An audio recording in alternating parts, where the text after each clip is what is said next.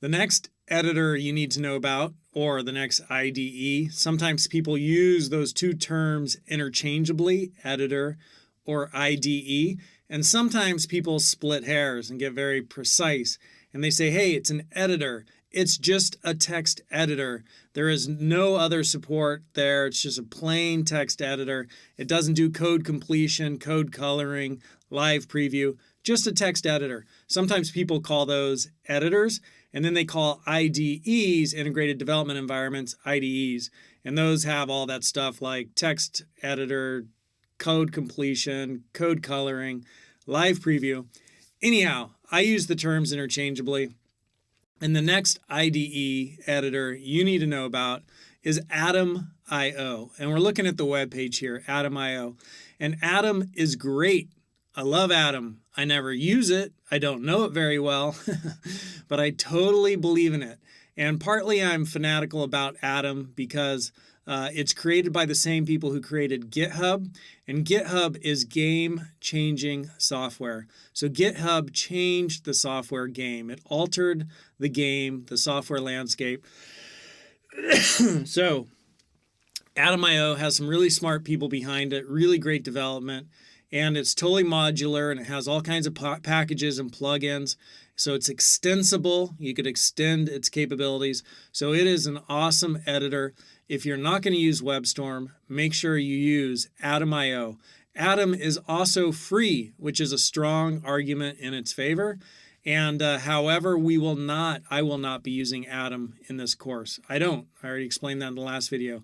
I use WebStorm because that's the same, my college, where I work, Android Studio, all of that. So the first thing that you should do if you're interested in using Atom, and either one would be fine, Atom or WebStorm, and there's some arguments in favor of Atom being a better choice, but the first thing you should do, and again, 2 and 1/2 a dozen the other. I know it's supposed to be 6 or a half dozen the other, but I learned it that way. So I always say 2 and 1/2 a dozen the other. The first thing you need to do to learn about Atom is watch this video. It's just a little bit of a funny video. And then if you want to play with it, download the installer, install it on your local machine. And the next thing you need to know is you need to understand packages and how you install packages and how you find them. So I'm going to open up Atom. I have it down here on my taskbar. I've pinned it to my taskbar. If you've never pinned something to your taskbar, you just do this. And so there's Atom. And then I could right click and I could choose, like here, I could choose pin to start. If it wasn't pinned to my taskbar, I'm going to unpin it from the taskbar. I could choose Atom and then right click it and pin to taskbar. And then I could drag and drop this wherever I want it. So I'm just going to put it next to my editors right there. Now I'm going to start Atom. So when Atom comes up, it's just another IDE, and it's a little bit leaner than WebStorm. It's quicker, and you don't notice as much user interface here. That's a plus and a minus. First thing I'm going to do is I'm going to open a new project folder. So add project folder. So I'm going to select that. I've already created a project folder. So, well, I'll just create a new one from scratch. So I'll just go to Documents, create a new folder, and blah, blah, blah, blah, blah. There we go. So I'm going to select that folder. It's my new root for my new project. So I now have that folder. I can now right click and create new folders and new files as I work in here. So I'd create a new folder, and notice the difference. I did that kind of quick. It's just like a little place where you enter what you want to create. And so here's the path for the new file, index.html, right? And so there's my index file. Here's just a blank file. I could close that. If I saved it, I could save it with a name somewhere in my directory. But you can see I'm starting to create, a new structure here, right? And so it's always just like that. And it's pretty lean and pretty clean. And when I first come in here, I'm not going to have Emmet installed. So how do I install Emmet?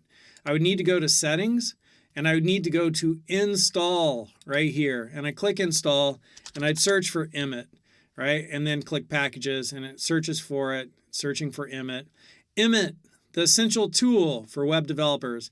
And I would choose Install, right? I've already installed it, so it's there. And the other thing I'd want is Atom HTML Preview. I think that's what it's called. And I'd search for that. and Atom HTML preview. I've already installed it, so right, if I hadn't, I'd choose install. Then I could look under packages and I could see the different packages that I have installed. So there's Emmet, right? So there I'm searching in this area for the packages that are already there. And I could change the themes in here, like in WebStorm, and I could search for other themes, and I could go into settings and I could change the font. And Atom, you could go in and configure like the CSS. That's how Atom does its display. So you could even configure the CSS file and, make Atom, do transparency and all kinds of crazy stuff to get it to look the way you want.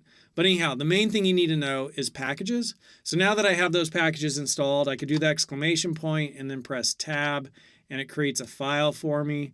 And I'm just going to delete that extra stuff. We'll learn about that later. And I could come down here and create a div, and then I could go over to my main CSS, and I could do the same thing with 100 pixels and add my semicolon. We'll learn all this. Height 100 pixels, and then background color, and I've got nice code completion. So it runs pretty well. It didn't give me the choice of blue. I know that's something that works, so I could put that in. And now I just need to link this CSS to my HTML document. So I'm going to do an external style sheet, and it's main.css. So that's linked, and that little blue right there tells me it's not saved. Watch what happens when I save it. That blue will like change. Ready? Boom. So it's gone away. So that's been saved.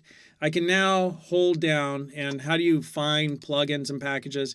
You just search Google. You say atom.io HTML preview, right? And that's how I found the HTML preview. I'm like, oh yeah, what's it called?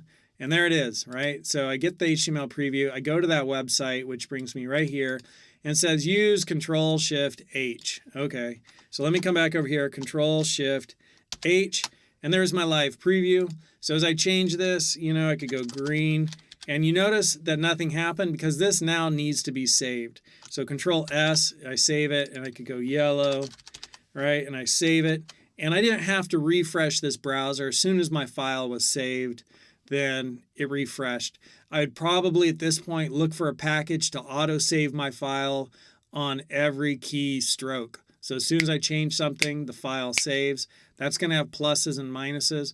There's some functionality I love about WebStorm where I would be like, well, is there folder version history that I could roll back? I know that doesn't mean anything to you right now. I don't know. Maybe there is an Atom. Maybe there isn't. But, having that autosave every keystroke is another package out there. I've seen it on my friend's machine. And then this will update all the time. Anyhow, that's it. That's my introduction to Atom.io. The get up and get going with it is pretty simple because I don't have a lot of preferences I want to show you. Like, here's how you get my color theme. Here's how you get my font. Right? Here's how you disable plugins you don't want. And so in some ways, WebStorm's a little bit more old school. It's like a big piece of software, a little bit clunky, but I've been using it and it's got functionality that I haven't seen in Atom, so I like it. But here's how you do the live preview in Atom.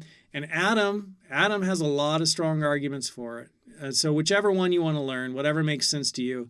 If you think at all in your future, you could do some Android programming. That's something that interests you a little. I really recommend JetBrains.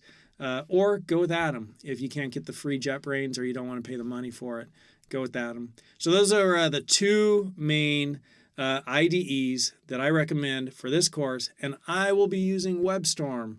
And I'm looking forward to start doing some coding so I could show you how to build web pages and actually start building them. But this stuff we've been learning is essential. This is the foundation before we put up the house. You have to have a good development environment, and that's what we're building right now.